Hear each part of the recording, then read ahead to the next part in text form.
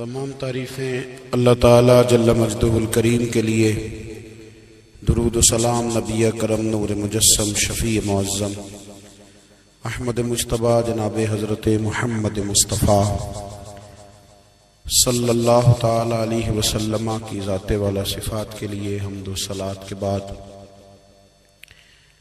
عزیز دوستو، بزرگوں اور بھائیوں، انسان کھائے پیے سوئے جاگے تو اس کے جسم کی ضروریات پوری ہوتی ہیں، لیکن جب وہ اللہ کا ذکر کرتا ہے، نماز پڑھتا ہے، دعا مانگتا ہے، استغفار پڑھتا ہے، درود و سلام کے گجرے پیش کرتا ہے، تو پھر اس کی روحانی ضروریات پوری ہوتی ہیں۔ آج جس زمانے میں ہم وقت گزار رہے ہیں، لوگوں کی جسمانی ضروریات پوری کرنے کے لیے، غذائی ضروریات پوری کرنے کے لیے بہت سارے بندوبست کیے جا رہے ہیں، لیکن جتنا لوگ اپنی ظاہری ضروریات میں خود کفیل ہوتے جا رہے ہیں، اتنا ہی زیادہ وہ روحانی طور پر کمزور ہوتے جا رہے ہیں۔ گھنٹوں بیٹھ کر گپ شپ کرنے والے لوگوں کے لیے تھوڑی دیر بھی ذکر الہی کرنا مشکل ہو جاتا ہے۔ لمبی چوڑی باتیں کرنے والے، لمبے چوڑے دلائل دینے والے لوگ اور سمجھدار لوگ اور سیانے لوگ عبادت کے معاملے میں سستی کرتے ہیں، عمل کے مسئلے میں کمزور ہو جاتے ہیں۔ تسبیحات کرنا، وظائف پڑھنا، درود و سلام پڑھنا، کم بولنا، سچی بات کرنا، صبر سے رہنا، شکر کو اپنانا، قناعت اختیار کرنا، حسد، بغض، عداوت سے بچنا، یہ لوگوں کے لیے مشکل ہو جاتا ہے۔ پھر اس کا نقصان یہ ہے کہ معاشرہ ایک عجیب سی بے سکونی اور بے قراری کا شکار ہے۔ جیب میں بہت زیادہ پیسے رکھنے والا، خوش شکل نظر آنے والا، پیٹ بھر کے روٹی کھانے والا شخص بھی ڈھونڈتا پھرتا ہے کہ آخر میں پریشان ہوں کیوں۔ آپ انسانیت کی تاریخ پڑھیں گے تو آپ کو معلوم ہوگا کہ انسان نے کبھی پتھر کی پوجا کی، کبھی معاذ اللہ چاند سورج کی، درختوں کی، بتوں کی پوجا کی۔ معاذ اللہ یہ غلط ڈائریکشن پہ تو چڑھ گیا، لیکن ایسا نہیں ہے کہ کوئی بندہ دنیا میں آیا ہو اور کسی کی اس نے عبادت نہ کی ہو۔ اس لیے کہ اللہ تبارک و تعالیٰ نے جس طرح ہمارے جسم میں کھانے کی طلب رکھی ہے، پینے کی طلب رکھی ہے، سونے کی طلب رکھی ہے، اسی طرح اللہ تعالیٰ نے عبادت کے لیے طلب رکھی ہے جسم میں۔ یہ تو ہوا کہ انسان گمراہ ہو گیا، غلط رستوں پہ چل نکلا، اس نے جھوٹے معبودوں کی طرف معاذ اللہ توجہ کر لی، لیکن وہ کسی نہ کسی کے سامنے جھکتا رہا، چونکہ اس کے وجود میں طلب تھی، شوق تھا اسے کہ وہ عبادت کرے۔ اللہ تبارک و تعالی جب مسلمان کو توفیق دے اور اللہ کی بارگاہ کی جانب وہ رجوع کرے، تو پھر اس کا رویہ یہ ہونا چاہیے کہ اس کی توجہ ہو اللہ کی جانب۔ ہمارے ہاں تسبیحات پڑھ لی جاتی ہیں اگر کبھی موقع ملے، لیکن وہ خاص انہماک، وہ خاص شوق، وہ خاص ذوق اللہ تبارک و تعالیٰ کی عبادت کا، ایک ہوتا ہے نماز پڑھنا، ایک ہوتا ہے اہتمام کے ساتھ نماز پڑھنا، یعنی ذرا وقت پہ اٹھنا، ذرا صحیح کر کے وضو کرنا، ذرا شوق سے مصلی بچھانا۔ ایک ہوتا ہے تسبیح پڑھ لینا، اور ایک ہوتا ہے ذرا تھوڑا سا نا شوق کے ساتھ اللہ کو یاد کرنا۔ آپ کبھی جو میں نے آیہ کریمہ پڑھی، اس کی آپ شان نزول دیکھیں۔ نبی کریم صلی اللہ تعالی علیہ وسلم کے نا کچھ صحابہ اللہ کی محبت کے شوق میں حضور کی بارگاہ میں حاضر ہوئے، اور انہوں نے آ کے عرض پتہ کیا کیا؟ عرض کرنے لگے یا رسول اللہ صلی اللہ تعالی علیہ وسلم سالوں بیت گئے ہیں سجدے کرتے ہوئے، حضور سالوں بیت گئے ہیں تسبیح پڑھتے ہوئے، سالوں بیت گئے کہتے ہوئے کہ سبحان اللہ وہ پاک ہے، ہمیں سالوں بیت گئے یہ کہتے ہوئے کہ اللہ اکبر وہی سب سے بڑا ہے، سالوں بیت گئے کہتے ہوئے کہ الحمدللہ ساری تعریفیں اللہ کے لیے، سالوں بیت گئے اس کی تسبیح کرتے، تحلیل کرتے، تکبیر کہتے۔ حضور اب نہ ہمارا اپنے رب سے ملنے کو جی چاہتا ہے، کبھی اے حقیقت منتظر نظر آ نہ لباس مجاز میں، لاکھوں سجدے تڑپ رہے ہیں میری جبین نیاز میں۔ اور اقبال کہنے لگے کہ تیرے عشق کی انتہا چاہتا ہوں، تو میری سادگی دیکھ کیا چاہتا ہوں، میرا ذرا سا تو دل ہے مگر شوق اتنا، میں وہی لن ترانی سنا چاہتا ہوں۔ میرا بھی دل کرتا ہے کہ اللہ میں تجھے کہوں میں تجھے دیکھنا چاہتا ہوں، جس طرح حضرت موسیٰ کلیم علیہ السلام نے کہا تھا، اور تو مجھے کہے کہ لن ترانی تو نہیں دیکھ سکتا، ذرا سا تو دل ہے مگر شوق اتنا، میں بھی وہی لن ترانی سنا چاہتا ہوں۔ پھر کہنے لگے بھری بزم میں راز کی بات کہہ دی، بڑا بے ادب ہوں سزا چاہتا ہوں۔ دیکھو سب لوگوں کے بیچ ہی میں نے یہ کہہ دیا۔ میرے عزیز صحابہ نا شوق میں، کتنے سارے لوگ ہیں آپ، کتنی ماشاءاللہ بڑی تعداد میں آپ آئے، ہم بھی کبھی اس شوق میں گئے ہیں کہ ہمارے رب کو دیکھنے کو دل چاہتا ہے، ہمارا جی چاہے وہ کبھی ہمیں ملے، ہم کبھی اس کی زیارت کریں، اس کی بارگاہ کرم میں ہم حاضر ہوں۔ صحابہ نے عرض کیا یا رسول اللہ صلی اللہ تعالی وسلم ہمارا رب کہاں ہے؟ ہمارا نا اپنے رب کو دیکھنے کو جی چاہتا ہے۔ جب صحابہ نے یہ عرض کیا تو اللہ نے قرآن مجید نازل کیا، فرمایا وَإِذَا سَأَلَكَ عِبَادِي أَنِّي فَإِنِّي قَرِيبٌ، محبوب جب میرے بندے آپ کی بارگاہ میں آ کے میرے بارے میں پوچھے نا تو ان سے کہہ دینا میں ان کے قریب ہی ہوں، قریب ہی ہوں۔ دلیل کیا ہے؟ آئی اذا دان، یہ جب بھی مجھ سے دعا مانگیں گے میں ان کی دعاؤں کو قبول فرماؤں گا، میں ان کے قریب ہوں، میں ان کے قریب ہوں، یہ جب بھی دعا مانگیں گے نا میں قبول کروں گا، میں ان کے قریب ہوں۔ اللہ تبارک و تعالیٰ کے بندے اللہ سے محبت کرتے، رب کی بارگاہ میں جھکتے، اس کو اپنے دکھ سناتے، اس کے پیارے محبوب صلی اللہ تعالی علیہ وسلم کا وسیلہ لے کے اس کے حضور حاضر ہو جاتے، پیشانیاں سجدوں سے روشن ہوتی۔ ہم نا ہر چیز کے لیے وقت نکالتے ہیں، ہر چیز کے لیے، لیکن عبادت کے لیے وقت نہیں نکالتے۔ ہر شے آباد ہے، ہر شے، ہماری فیس بک بھی آباد ہے، واٹس ایپ بھی آباد ہے، ہمارے ٹویٹر بھی آباد ہیں، ہماری ہر چیز آباد ہے، سب سے کم آباد ہمارا مصلی رہ گیا ہے، سب سے کم۔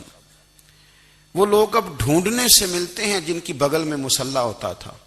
میرے بھائی آپ کتنا کو دنیا کے پیچھے بھاگو گے تھکا دے گی، کتنا دولت کے پیچھے بھاگو گے تھکا دے گی۔ آپ جب اپنی زندگی میں جمع تفریق کرو گے نا تو مرتے وقت احساس ہوگا کہ سارا کچھ تو لوگوں کے لیے کیا، اپنے لیے تو کر ہی کچھ نہیں سکے۔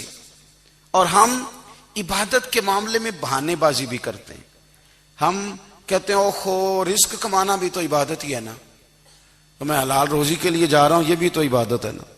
میری طرح کے لوگ کہہ دیتے ہیں کہ میں سویرے اٹھ کے مدرسے میں کچھ اسباق دیکھتا ہوں تو یہ بھی تو عبادت ہے، میں بیان کرنے کے لیے مطالعہ کرتا ہوں تو یہ بھی تو عبادت ہے نا، اتنے لمبے سفر کر کے ملک میں دنیا میں گھومتا ہوں تو یہ بھی تو میں عبادت ہی کر رہا ہوں۔ اب اسپیشل نفلوں کے لیے وقت کس طرح نکلے، اسپیشل کر کے تسبیح میں کیسے چلاؤں، میں سارا کچھ ہم بہانے بنا لیتے ہیں نا۔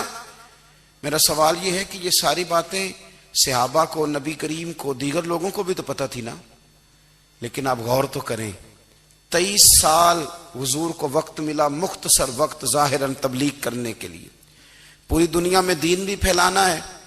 گھر میں 11 ازواج ہے، 4 بیٹیاں ہیں، ان کی اولادیں، سارے کام کاج بھی دیکھنے ہیں، لیکن سیدہ طیبہ طاہرہ حضرت عائشہ صدیقہ رضی اللہ تعالیٰ عنہ فرماتی ہیں سارا دن تبلیغ کرتے، ہر غلام کے دکھ سنتے، گھر میں آتے تو اپنے گھر والوں کا خیال کرتے، کام میں ہمارا ہاتھ بٹاتے. قربان جاؤں، کہتی ہیں زمانہ سارا سو جاتا لیکن آمنہ کے لال مصلی بچھا لیتے. دنیا سو گئی، ساری سب سو گئے، جو خدام تھے، وہ جو غلام تھے، وہ سو گئے. صحیح مسلم میں لفظ ملیں گے، سیدہ پاک فرماتی ہیں او میرے نبی کے غلاموں، میں نے یہ رنگ بھی دیکھا ہے کہ حضور نے اتنا کھڑے رہے، اتنا قیام کیا، اتنا قیام کیا کہ مقدس پیروں میں ورم آ گئے، سوج گئے پیر. اتنے بڑے دل پہ ہاتھ رکھ کے نہیں بتا سکتا کہ میرے کبھی نماز میں پیر سوج گئے ہوں، کوئی نہیں بتا سکتا. بچوں کی روٹی کماتے تھک گئے بات الگ ہے، ہم سیر کرنے گئے تو تھک گئے بات الگ ہے، لیکن عبادت میں یہ بھی تو مسلم شریف ہے نا، یہ بھی تو دین ہے نا، یہ بھی تو حضور کی سنت ہے، یہ بھی تو وہ چیز ہے جو کریم کی آنکھوں کی ٹھنڈک ہے. سیدہ فرماتی ہیں پیروں میں ورم آ گئے اور ساری رات ہی حضور نے نماز پڑھی اور ایک ہی آیت بار بار دہرائی. مسجد نبوی میں بلال حبشی نے فجر کی اذان دے دی اور حضور ابھی مصلی پہ تھے. کریم فارغ ہوئے، میں نے عرض کی یا رسول اللہ صلی اللہ علیہ وسلم، آپ کے تو صدقے اللہ اگلے پچھلوں کے گناہ معاف کرے گا، تو آپ اتنی آہوزاری کیوں فرماتے ہیں؟ آپ تو شفیع ہیں، آپ تو انبیاء کے امام ہیں. تو حضور نے فرمایا عائشہ تم نے گنوایا ہے نا میرے اللہ کی مجھ پر کتنی رحمت ہے. افلا اکون عبدا شکورا، فرمایا اگر اس نے اتنی نعمتیں دی ہیں تو کیا میں اس کا شکر گزار بندہ نہ بنوں؟ میں شکر گزار بندہ نہ بنوں اس کا؟ پھر اگر اتنی نعمتیں اس نے دی ہیں، مجھے اتنا نوازا ہے، تو پھر میں اس کے سامنے سجدے نہ کروں؟ او میرے بھائی، بڑے قابل فخر لوگ ہیں ہم کہ ہم نبی پاک کے غلام ہیں. ہم قابل فخر ہیں کہ نبی کریم کے غلام ہیں. کیا کبھی اس غلامی کے شکرانے میں بھی 2 نفل پڑھے کہ یا اللہ تیرا شکر ہے تو نے ہمیں حضور کا غلام بنایا ہے؟ یاد رکھیں کہ اپنی روحانی زندگی کو آباد کریں، استغفار پڑھیں، تسبیحات کریں. حضرت عبداللہ ابن عمر رضی اللہ تعالیٰ عنہ حضرت عمر کے صاحبزادے، مکہ مکرمہ میں ان کی قبر ہے. میں نے جب انہیں پڑھا تو مجھے ان سے بڑا پیار ہو گیا، لیکن آپ کو پتہ ہے وہاں جا کے کسی شخص کا مزار تلاش کرنا یا پوچھنا ایک مشکل کام ہوتا ہے. تو ایک دفعہ میں مکہ شریف میں حاضر تھا تو ایک گاڑی والا ڈرائیور مجھے کہنے لگا کہ مولانا میں آپ کو جانتا ہوں، مجھے آپ سے محبت ہے، ایک بات بتاؤں آپ کو؟ میں نے کہا بتاؤ. کہنے لگے حضرت عبداللہ ابن عمر کی قبر دیکھنی ہے. میں نے کہا یہ تو نہیں کہہ رہا، یہ کسی نے بندوبست کرایا ہے، یہ اللہ نے تیرے دل میں بات ڈالی ہے، یہ ہو گیا تو لے چل مجھے. حضرت عبداللہ ابن عمر کو نبی پاک نے فرمایا تھا راجل صالح، یہ نیک بندہ ہے، یہ متقی آدمی. حضرت عبداللہ ابن عمر رضی اللہ تعالیٰ عنہ سیدنا فاروق اعظم رضی اللہ تعالیٰ عنہ کے صاحبزادے ہیں اور ان کی ہمشیرہ سیدہ حفصہ رضی اللہ تعالیٰ عنہ حضور کی زوجہ محترمہ. ایک دن اپنی ہمشیرہ سے کہنے لگے کہ نبی کریم صلی اللہ تعالیٰ علیہ وسلم گھر میں آئے نا، اور اگر حضور غم امت میں پریشان نہ ہوں، طبیعت کو حشاش بشاش دیکھو، تو ذرا پوچھنا تو صحیح حضور کا میرے بارے میں کیا خیال ہے، پوچھنا تو صحیح کہ کریم کی بارگاہ میں میرا کیا مقام ہے، میرے بارے میں حضور کیا فرماتے ہیں. اب بہن کو کام بتائے اور بتائے بھی بھائی، اور پھر بہن وہ کام نہ کرے، یہ تاریخ میں ہوتا نہیں. حضرت عمر فاروق رضی اللہ تعالیٰ عنہ کی صاحبزادی ام المومنین رضی اللہ تعالیٰ عنہ فرماتی ہیں کہ میں تو بس منتظر تھی. انہوں نے تو کہا تھا نا کہ اگر تم حشاش بشاش دیکھو تو بات کرنا، لیکن حضور تشریف لائے، میری باری تھی، میرے گھر تشریف لائے، کھانا پیش کیا تو فوراً میں نے عرض کی حضور ایک بات پوچھنی تھی. تو حضور نے فرمایا پوچھئے. میں نے عرض کی حضور میرے بھائی عبداللہ ابن عمر کے بارے میں آپ کا کیا خیال ہے؟ نوجوانوں میری بات پہ غور کرنا، میرے بھائی کے بارے میں آپ کا کیا خیال ہے؟ تو نبی کریم صلی اللہ تعالی علیہ وآلہ وسلم نے میری طرف دیکھا اور پھر حضور زیر لب تھوڑا مسکرائے. اور بریلی کے امام کہتے ہیں کہ حضور مسکرا دیتے تھے نا تو جو بڑا دکھی ہوتا تھا وہ بھی ہنس پڑتا تھا. اب سوال پیدا ہوتا تھا کہ پھر تو اس مسکراہٹ کے لیے انتظار کرنا پڑتا ہوگا کئی کئی مہینے کہ حضور مسکرائیں تو رونے والے ہنسیں، تو اعلیٰ حضرت فرماتے نہیں، انتظار نہیں کرنا پڑتا، یہ مسکراتے رہنا تو حضور کی عادت ہے۔ جس کی تسکین سے روتے ہوئے ہنس پڑے اس تبسم کی عادت پہ لاکھوں سلام۔ یعنی یہ تو عادت ہے حضور کی مسکراتے رہنا، اس کے لیے انتظار نہیں کرنا پڑتا۔ بھائیو آپ خیال رکھیں گے، غور کریں گے، حضرت عبداللہ ابن عمر رضی اللہ تعالیٰ عنہ کے بارے میں پوچھا تو سیدہ فرماتی ہیں کہ نبی کریم صلی اللہ تعالیٰ علیہ وسلم نہ زیر لب مسکرائے اور فرمایا حفصہ تیرا بھائی ہے تو اچھا، لیکن میں نے سنا ہے کہ عشاء کی نماز پڑھتا ہے تو فجر تک سویا ہی رہتا ہے۔ او نوجوانوں، 10 بجے تک سونے کی بات نہیں ہوئی، 9 بجے تک سونے کی بات نہیں ہوئی، 11 بجے اٹھنے کی بات نہیں۔ حضور فرمانے لگے میں نے سنا ہے کہ عشاء کی نماز پڑھ کے سو جاتا ہے اور فجر تک سویا ہی رہتا ہے، اسے چاہیے کہ تہجد کے وقت اٹھا کرے، اللہ کی بارگاہ میں حاضر ہوا کرے، آہوزاری کرے، سجدے کرے، عبادت کرے، اٹھتا ہے اور فجر میں جا کے اٹھتا ہے۔ حضرت جناب حفصہ رضی اللہ تعالیٰ عنہ کہتی ہے میں نے جناب عبداللہ ابن عمر کو پیغام دیا اور میں نے کہا میرے جوان بھائی سن، نبی پاک نے فرمایا ہے تو اچھا پر تہجد میں نہیں اٹھتا، نفل نہیں پڑھتا۔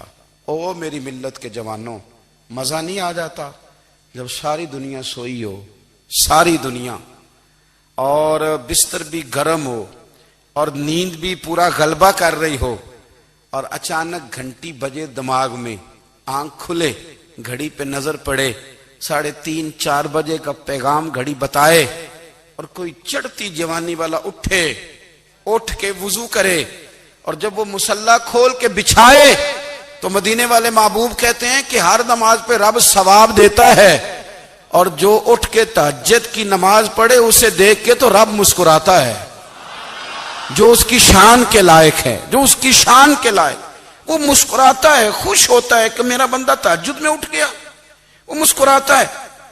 کاش ہماری صبحیں کبھی اپنے مالک کے نام ہو جائیں، کاش کے صبحیں۔ حضرت ابو الحسن رحمت اللہ تعالیٰ علیہ حضرت معاذ ابن جبل رضی اللہ تعالیٰ عنہ کے پاس بیٹھا کرتے تھے، فرماتے ہیں ان سے جو پیار بڑھا تو پھر میرا مصلی سے بھی بڑھ گیا۔ تابعی ہیں، فرماتے ہیں صحابی رسول سے محبت ہوئی تو ذکر سے بھی ہو گئی، پھر درود شریف سے بھی ہو گئی، محبت ان سے بڑھی تو پھر اللہ نے مسجد کا پیار بھی بڑھا دیا۔ آپ فرماتے ہیں کہ میری ہر وقت طبیعت چاہتی تھی کہ بس اللہ اللہ کروں، بس اللہ اللہ کروں، بس نہ میں ذرا تھوڑی جان چھڑاؤں لوگوں سے، کوئی 10 منٹ ملے تو میں کچھ 4 نفل پڑھ لوں، میں تھوڑا سا نہ بچوں لوگوں سے، اور مجھے تسبیح ملے تو میں نہ کچھ 400-500 دفعہ استغفار پڑھوں، سبحان اللہ، الحمدللہ، اللہ اکبر، لا حول ولا قوت الا باللہ، میں نہ تسبیحات پڑھوں۔ فرماتے ہیں کہ بچے تھے گھر میں 6-7، غربت تھی، کام ملتا کوئی نہیں تھا، اور میں کام چور نہیں تھا، کام ڈھونڈتا تھا، پر اللہ کی قدرت کے کام نہیں ملتا تھا۔ فرماتے ہیں کہ میں نے ایک دن اپنی اہلیہ سے کہا کہ آج میں پھر جاتا ہوں کام ڈھونڈنے، تو میری بیوی بڑی فرما بردار تھی، پر اس دن نہ غربت کے ہاتھوں تنگ آ کے کہنے لگی آج نانا کوئی تو چیز لے کے آیا، تو مجھ سے بچوں کی بھوک نہیں دیکھی جاتی، یہ سب روگاں دا روگ محمد جس دا نام غریبی، کنڈ بلا کے لنگ جاندے نہیں دوست یار قریبی، آج نہ کچھ لے کے آیا تو میں بچے لے کے میکے چلی جاؤں گی۔ شیخ فرماتے ہیں کہ میں بڑا پریشان گھر سے نکلا، پر میں نے صبح سے لے کے زور تک کام ڈھونڈا، کام ملا کوئی نہیں، تو میرے دل میں خیال آیا چلو کام نہیں ملتا تو اللہ اللہ تو کرے نا، چلو بندوں کی مزدوری نہیں ملتی تو رب کریم کی عبادت ہی کرتے ہیں۔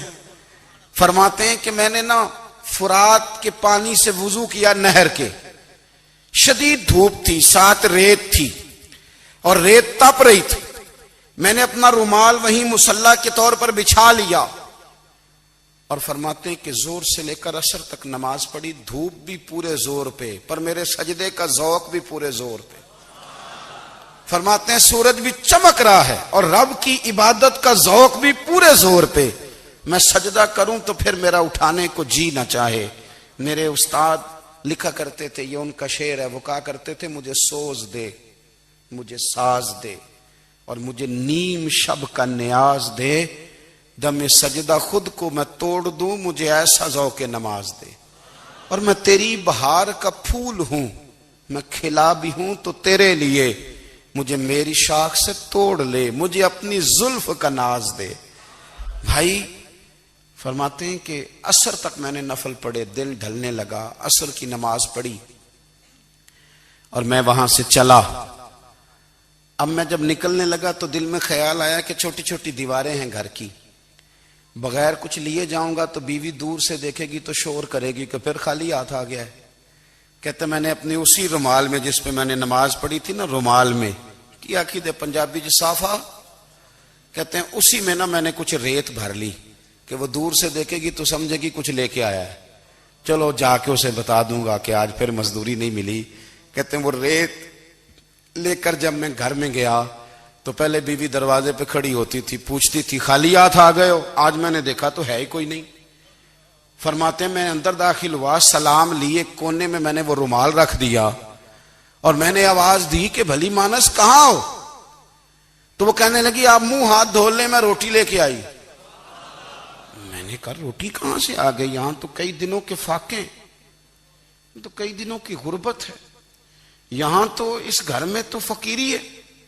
فرماتے ہیں کہ وہ روٹی لے کے آئی اور اس وقت کی جو موجودہ نعمتیں تھیں، سمجھ لیں سلاد، اچار، ہر چیز ساتھ لائی۔ میں نے کہا کہ بچے کہاں گئے؟ کہنے لگی وہ کھانا کھا کے کھیلنے گئے، آپ کھانا کھا لیں آ جاتے۔ کھانا اس نے چن دیا۔ میں نے حیرت انگیز لہجے میں ساری نعمتیں اپنے دسترخوان پہ دیکھ کر کے بیوی سے پوچھا یہ کہاں سے آیا کھانا؟ بچوں کو تو نے کہاں سے کھانا کھلایا؟ یہ سارا کچھ کیسا ہے؟ تو کہنے لگی پتہ نہیں آج آپ کس کریم کی مزدوری کرنے چلے گئے تھے، پتہ نہیں کس کریم کی، میرے گھر میں تو اتنی نعمتیں آئی ہیں کہ مجھ سے سنبھالی نہیں جا رہی، اتنا اناج ہے، اتنا گندم ہے، کس کریم کے دروازے آج چلے گئے تھے؟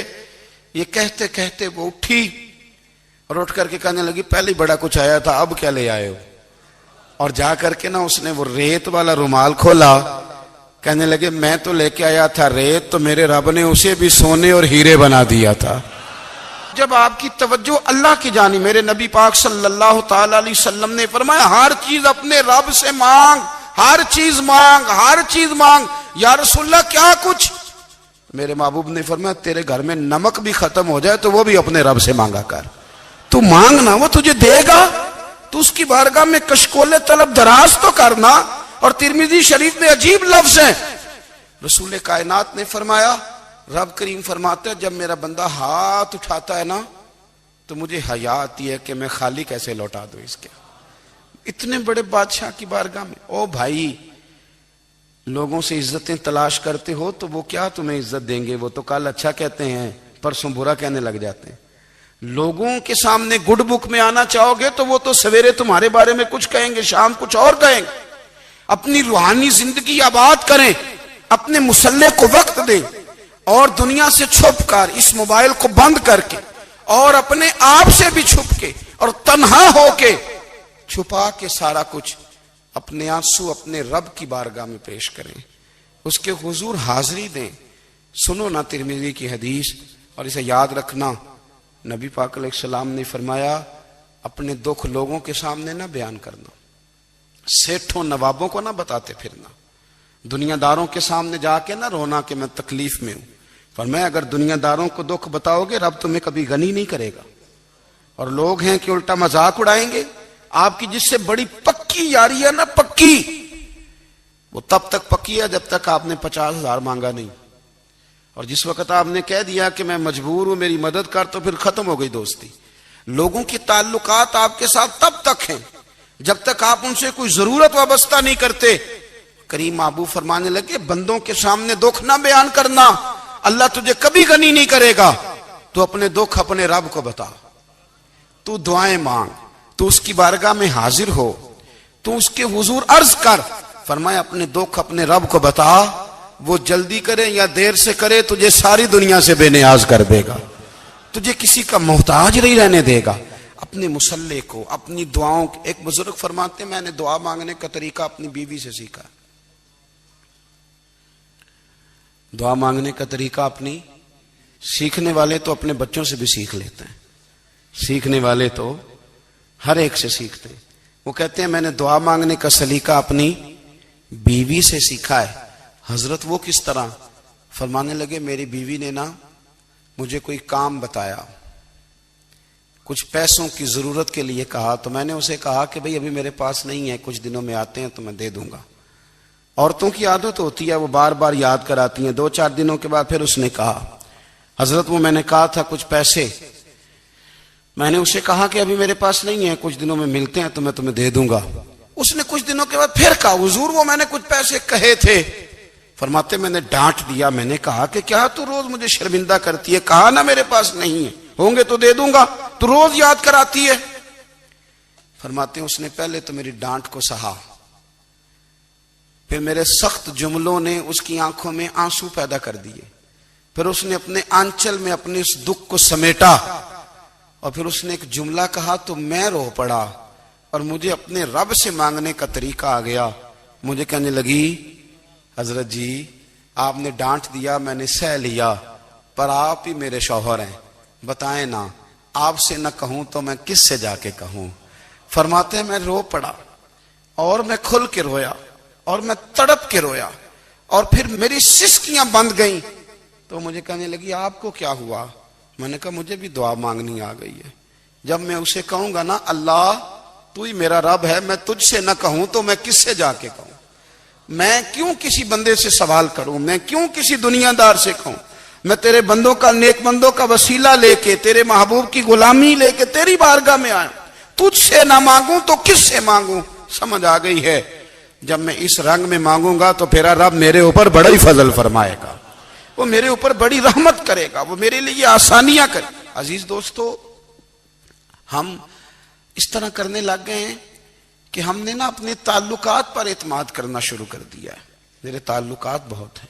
ہم نے اپنی دولت پر اعتماد کرنا شروع کر دیا ہے، میرے پاس دولت بہت ہے. ہم نے اپنے علم پر، اپنی شہرت پر اعتماد کرنا شروع کر دیا ہے کہ میرے پاس فلاں چیز بہت ہے. یاد رکھنا جب بے نیاز اپنی صفت بے نیازی دکھاتا ہے تو بڑی بڑی دولتوں والے مجبور نظر آتے ہیں. بھائیو جب انسان کا رشتہ اپنے مالک کے ساتھ ہوتا ہے پھر تو غم بھی کچھ نہیں کہتے، پریشانیاں بھی کچھ نہیں کہتی، پھر تو زندگی صبر والی، پھر تو زندگی توکل والی، پھر تو زندگی بھروسے والی. پھر انسان اپنے آپ کو رسوا نہیں کرتا، دنیا داروں سے امیدیں اس کی ختم ہو جاتی، امیدیں اللہ رسول سے لگا لیتا ہے، مضبوط ہو جاتا ہے، مضبوط، طاقتور ہو جاتا ہے، خوددار ہو جاتا ہے، باوقار باعزت ہو جاتا ہے. حضرت بہلول دانا رحمت اللہ علیہ بیٹھے تھے تو ہارون رشید حج کر کے آ رہا تھا، تو رستے میں حضرت شیخ سے ملاقات ہو گئی تو السلام علیکم کے بعد کہنے لگا حضور کوئی حکم ہو تو بتائیے گا. تو حضرت بہلول دانا فرمانے لگے تیرا رب کون ہے؟ اس نے کہا اللہ. تو فرمایا میرا کون ہے؟ کہا اللہ. فرمانے لگے تو بڑا ہی بیوقوف ہے، کیا تو یہ سمجھتا ہے کہ رب ہارون رشید کو تو دے گا اور بہلول دانا کو بھول جائے گا؟ تیرا بھی وہی رب ہے، میرا بھی وہی رب ہے. اس نے اگر تجھے دے کے آزمایا ہے تو ہو سکتا ہے مجھے نہ دے کے آزما رہا ہو. جب اس کی حکمت کے تقاضے ہوں گے تو عطا کرے گا اور دے گا. تو جا اپنا کام کر. بھائی اپنی روحانی زندگی، اپنی عبادات، اپنے وظائف، اپنے روزمرہ کے معاملات، اپنی دعائیں، اپنا استغفار. دیکھو کوئی مشکل کام تو نہیں، 2 رکوع ہیں سورہ واقعہ کے، اگر رات کو پڑھ لی جائے تو. میں کس طرح یہ بات بیان کروں کہ تعویذ بانٹنا آسان ہے اور وظیفہ بتانا مشکل ہے. سارا دن تعویذ بانٹیں تو لوگ لینے کو تیار ہیں، اور اگر آپ وظیفہ بتائیں تو کہتے ہیں تو مشکل کام ہے.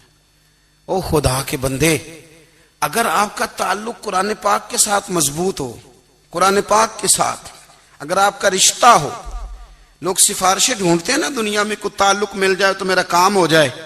دنیا میں اتنا مشکل معاملہ ہے، آخرت میں مجھے بتائیے گا کتنا مشکل معاملہ ہوگا.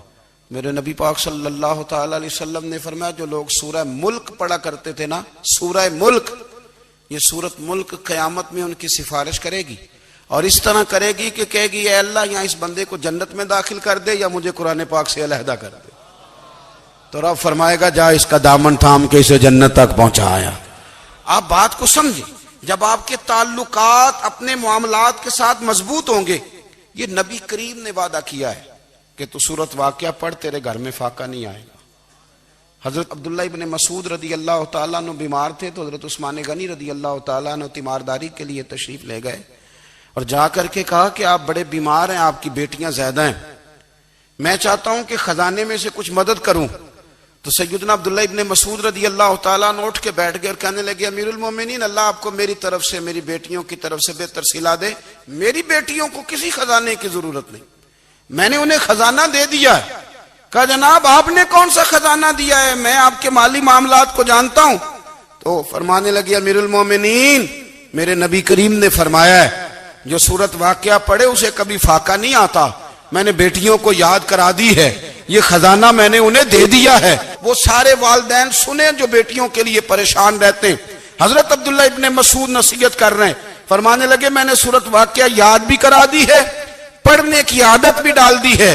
حضور نے فرمایا ہے جو سورت واقعہ پڑھے اسے فاقہ نہیں آتا.